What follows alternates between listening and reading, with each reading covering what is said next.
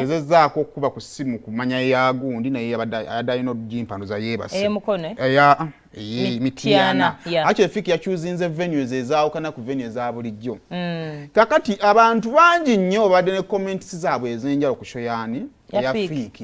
Naye argument ya Fik tejja kuggwa. Kubanga ebiseera bisinga abantu batwala nnyo kibakola ki? Kibalaba. Oba ontegeera. Naye kyenjo okusigalanga kyengenda okusigalanga nnyongera konti Fik Fameica ye muyimbi yekka eyakasooka okutuwa cricket over mu bunene bwayo. Ye yakasooka okutuwa cricket over mu bunene bwayo. To an extent VIP yabadde yenkanankana ne Kyaddondo. What do you mean with that statement?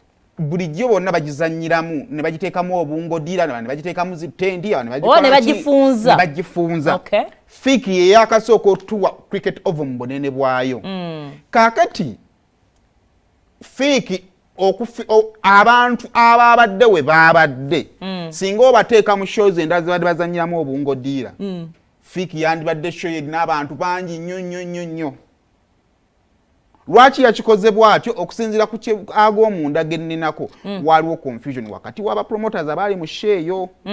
Keti agiyingira oluvannyuma ne Unique yagirimu okuva ki emabega.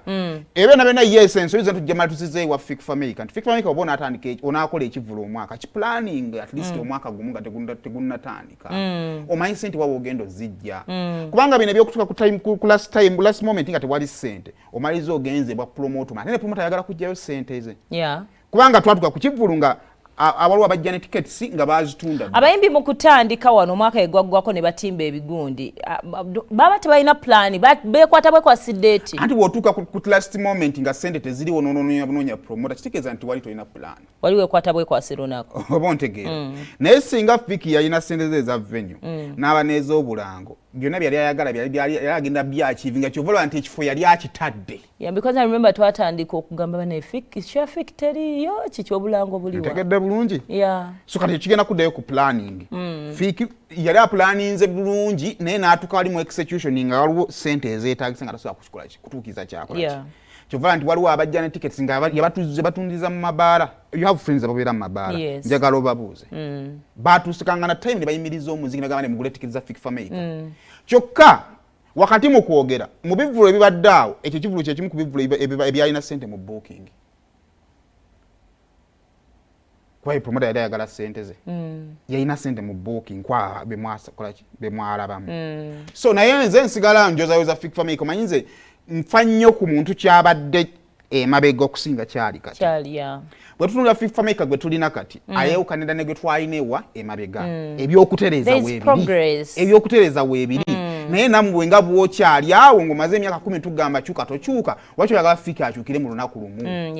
Oba ontegeera ekyokuli Fik alina abantu abalina kati ebintu bibiri nnyo za success biri ze nalabye mu Fik Fameica mu kivvulu kye kino. Ekisooka abantu baabalina ekyokubiri atandise okukula ate nekisemba maybe akirealize mangu okukula.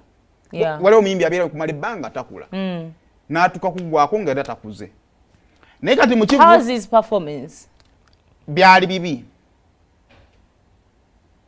kuba yajja na late ssaawa 4 n'ekitundu yajja ku stage ne batuuka abaana abazinyi baboganizingira ku stage n'asooka n'atukubamu awo live ate n'amaana n'agenda mu CD n'amaana ate n'asala n'addayo mu live ate n'amaana n'addayo mu CD. So kati ebiddayo mu disorganization. If you want to go professional onosimisa mutabani wa Misaki ndikuba ne Misaki namulabayo ko yaliyo. So naye ebirala byonna nze nzikiriza nti bano abayimbi baffe ffe tubakuzizza ffe tujja obbakolectinga ekisinga obukulu nti Fik Fameica atandise okulagala olaba gyakola ki gyalaga. Era ebirivu abanga naye yalabye ensobi ezaadde mu kivvulu kino zagenda otandikirako ku kivvulu ekigenda okuddako. Naye Grenade yeefuga amawulire ng'ekivvulu kiwedde. Grenade official.